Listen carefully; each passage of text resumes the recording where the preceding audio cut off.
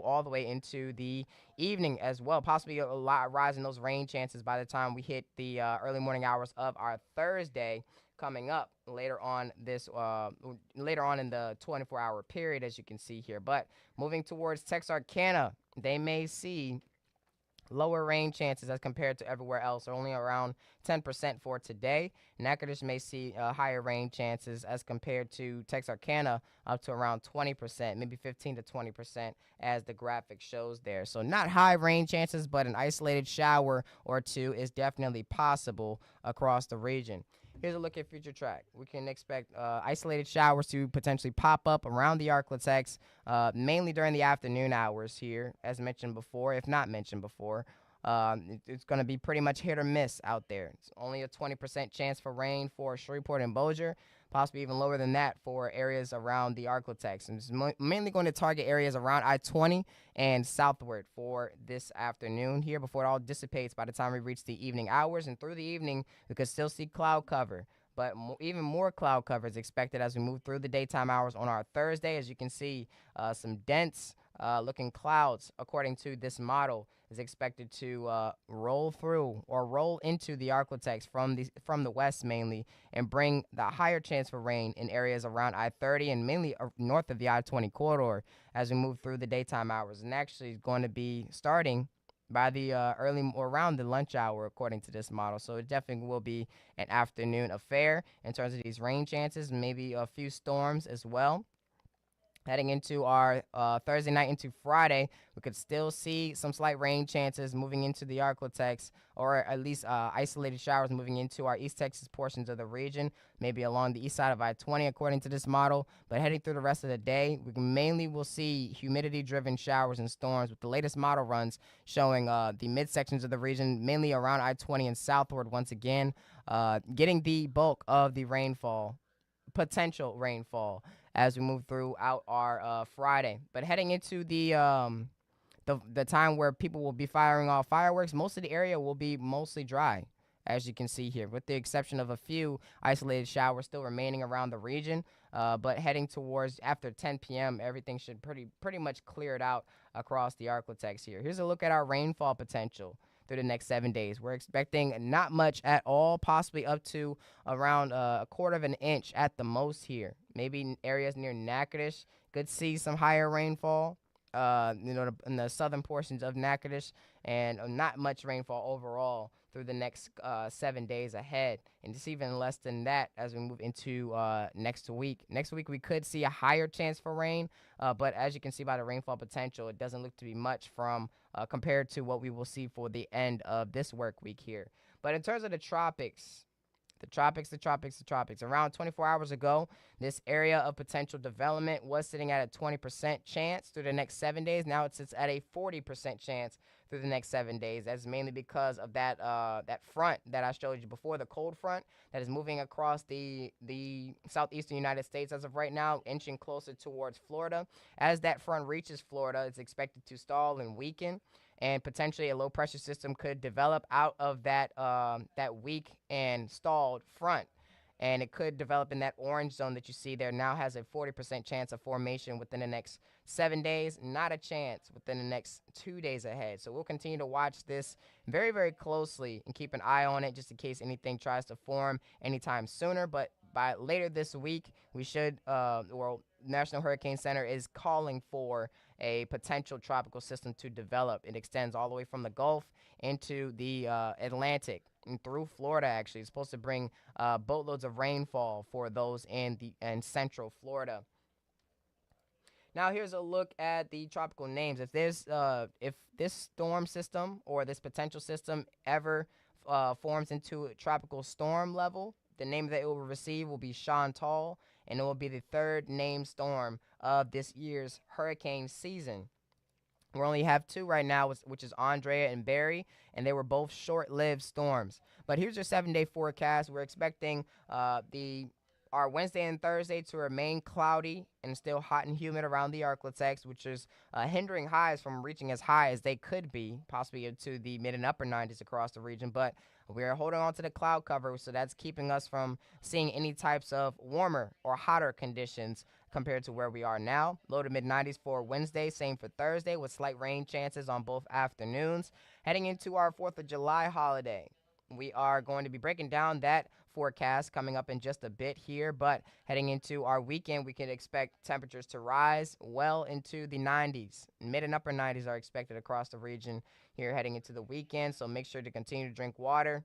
A lot of water, limit your time outdoors, and if you have to be outdoors, wear light colored clothing and light weighted clothing. Heading into next week, we could see the higher chance for rain and storms around the Arclitex, so make sure to be tuned or stay tuned to that forecast as we get closer in time. Now, we're going to take a 2-minute break here on the KSLA First Alert Weather Breakdown, and we're going to come back and talk about the July 4th forecast as well as a little bit of a science behind what causes these fireworks or different color fireworks. We're also going to be talking about this day in weather history across the country, what weather events have happened on this day, July 4th, and years in the past. So make sure to stay tuned for that. I'll be back right after these 2 minutes.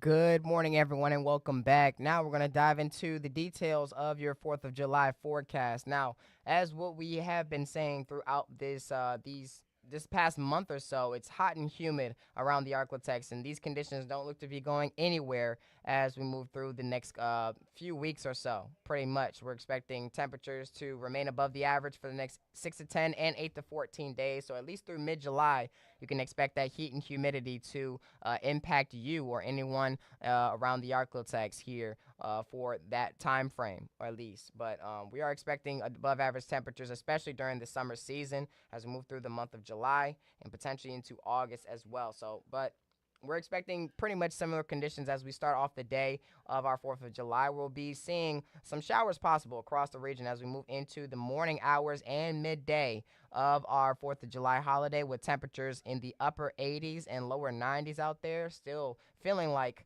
the upper 90s and lower triple digits, similar to how we will see for today around the Arclitex. But as we move into the afternoon hours, we should see some clearing of the clouds, or at least the clouds try to start clearing out for some sunshine.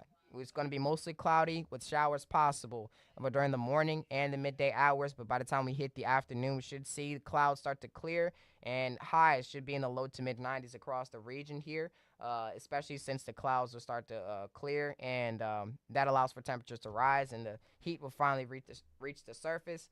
But as we move towards fireworks time, temperatures are going to be still warm, high in the 80s. Some of us still in the lower 90s out there around the Arklatex, and the cloud cover is expected to almost entirely dissipate. We're going to be mostly clear through the rest of the night into our Saturday, July 5th. And we're still going to be hot and humid even as we move into Saturday, where temperatures are going to actually increase into the mid and upper 90s across the region here. So if you once again, or if I haven't mentioned this before, be careful with those fireworks as well. Make sure you're not pointing them at anyone.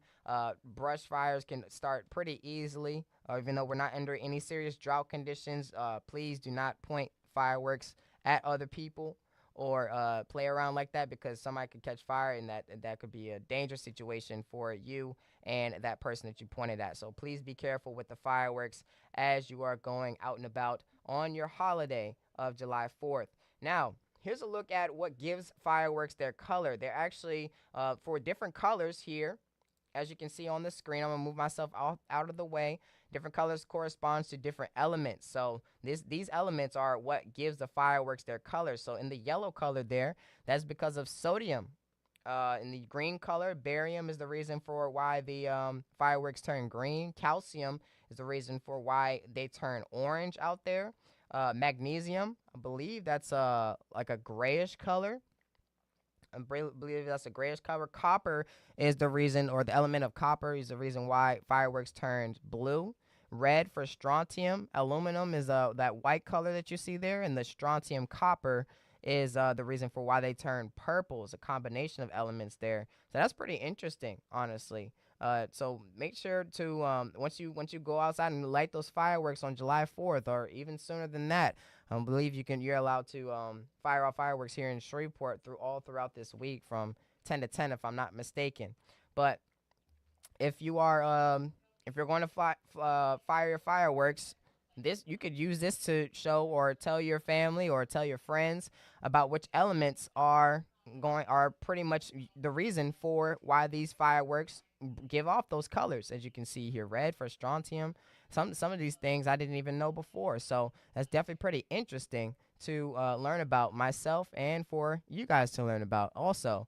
So yeah, that's pretty much what I wanted to show you guys. The 4th of July forecast is looking pretty simple. Not simple, but pretty similar to what we have been seeing throughout this past couple of days here around the Arklatex. And also, I wanted to share with you guys the U.S. global events for the 4th of July in recent years past. So what I'm looking at here on this screen is in 1776. I'm actually going to share this screen here for you guys. In 1776, which is Independence Day, right on the dot, Thomas Jefferson purchased a thermometer. This is as of National Weather Service, by the way, on the National Weather Service website.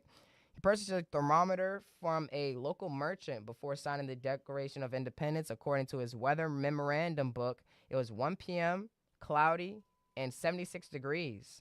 And in 1911, record temperatures were set in the northeastern United States as a deadly heat wave hits the area that will go on to kill 380 people. In Nashua, New Hampshire, the mercury peaked at 106 degrees. Other high temperatures records were set all over New England during an 11-day period. Wow. So this was definitely some high temperatures on in the recent years, especially for what you see just right above that, 1936 and 1988, with record high temperatures being set in multiple areas within the South Dakota market, I believe that is. Yeah, that's really within South Dakota and Minnesota as well. So yeah, it's pretty interesting things happen on the 4th of July holiday. Obviously, it's going to be hot and humid around the Arklatex, or not the Arklatex, but around the country during July 4th. But some areas saw some dangerous temperatures on July 4th in recent years past. So, yeah, that's pretty much what the topic was for today. Thank you guys once again for listening and watching the KSLA First Alert Weather Breakdown for today. If you want to give us any topics or want us to talk about something in particular here on the KSLA First Alert Weather Breakdown, you can always email us at weatherbreakdown@ksla.com. Looking for it right now. There it is. Send an email to weatherbreakdown@ksla.com or message us on Facebook at KSLA First Alert Weather Team. Make sure to continue to join us weekdays streaming at 10:30 a.m. here on the KSLA First Alert Weather Breakdown. I will actually be going on my off days. I'm going to be, this is my weekend starts tomorrow on Thursday and Friday. I'll be back on the air on Saturday for another weekend forecast. But meteorologist Evan Thomason is set to return as we move into tomorrow. So he'll be back on the morning shows, and he will be back here on the KSLA First Alert Weather Breakdown tomorrow, coming back from his mini vacation. So that's something that you can look forward to for tomorrow's episode, and he will let you guys know that tomorrow morning. But for now, I'm hopping off. Meteorologist CJ Cartledge. Thank you guys once again for listening to the podcast for today.